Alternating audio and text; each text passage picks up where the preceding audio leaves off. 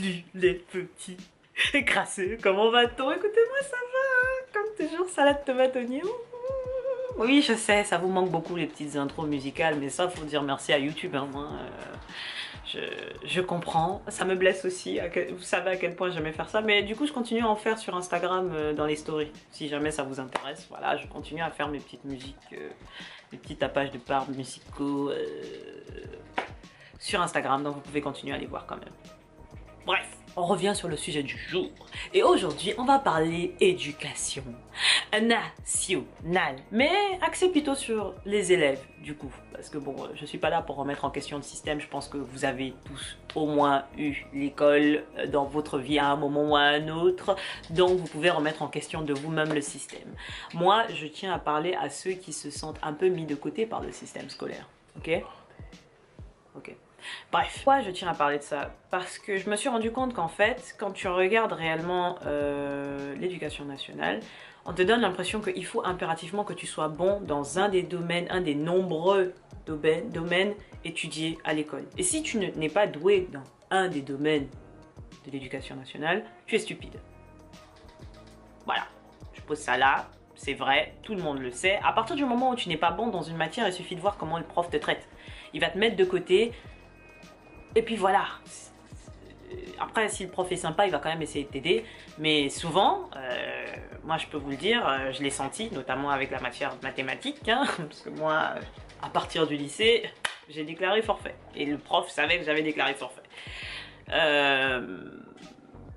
Mais je tiens vraiment à faire cette vidéo par rapport aux élèves.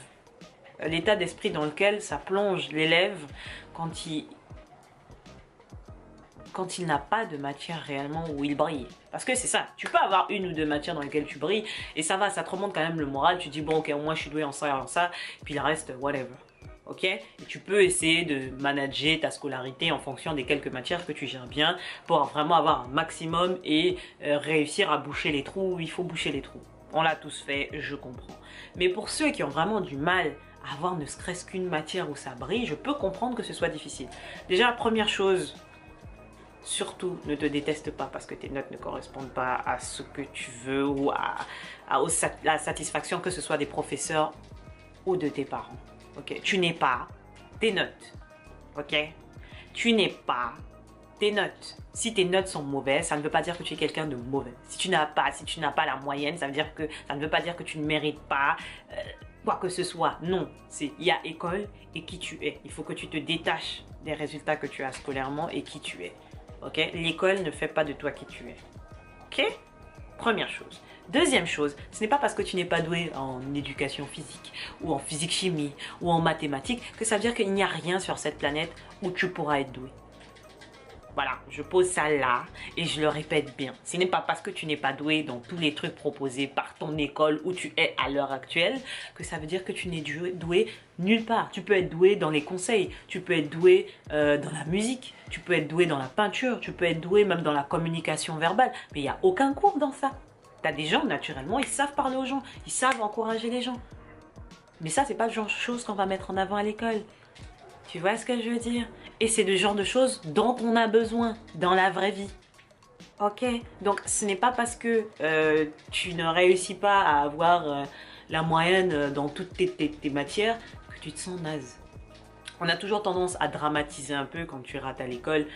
C'est vrai que ça peut être plus compliqué pour avoir une vie professionnelle épanouie. Si tu veux avoir un boulot basique de 9h-16h, la base, là, 8h-16h. Mais si c'est pas ça qui t'intéresse de base, où est le souci? Tu vois ce que je veux dire?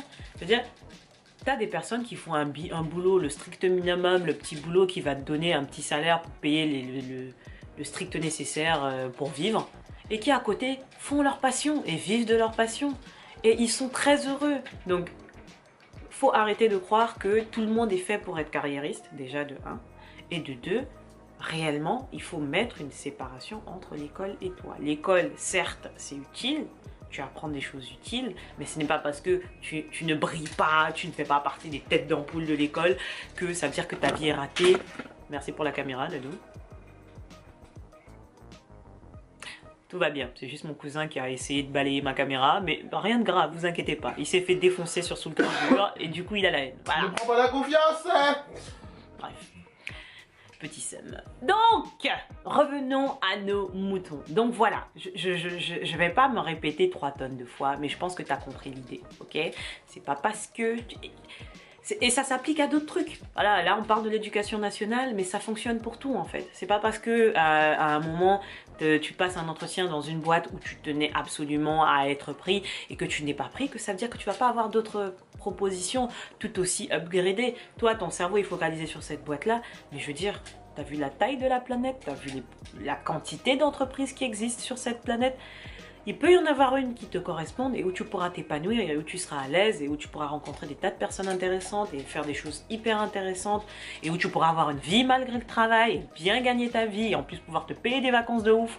Enfin voilà, sans pour autant voilà, être là où tu veux absolument être. Ok? Donc, s'il te plaît, mon petit et ma petite crasseuse, rappelle-toi, tu as de la valeur, que tu réussisses dans un domaine ou pas. Cette valeur, elle est... Ok. Rappelle-toi que ton corps est fait à 80% d'eau. Et l'eau est la chose la plus précieuse de l'univers. Et la plus rare de l'univers. Ça veut dire que tu es la chose à 80% la plus rare de l'univers. Au cas où tu aurais douté de ta valeur. Attends, je vais répéter. À 80%.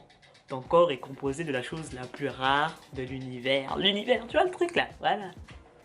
Voilà, bon, j'espère que tu as conscience maintenant de ce que tu vaux et que tu vas marcher avec fierté dans la rue. Tu vois la démarche de Beyoncé à côté, c'est petit. Je veux que tu croises les gens, bon, si t'es une meuf. Parce que les gars qui croisent les gens... Enfin, après, si t'es un gars et que t'aimes bien croiser les gens, moi je juge pas, hein, tu vois, tu peux le faire, y a pas de souci. Mais j'aime bien les gars qui ont une démarche nerveuse, plutôt, tu vois, genre en mode, tu peux te mettre un crochet du gauche à la bas, tu vois, enfin bref, t'as compris. Bref, je te fais des bisous sur le front, je pense que la vidéo est assez longue, tu as compris ce que je voulais dire. Je te fais des bisous sur le front, on est ensemble par le lien capillaire, et puis on se retrouve la semaine prochaine pour de nouvelles aventures crasseuses. Que la crasse t'accompagne.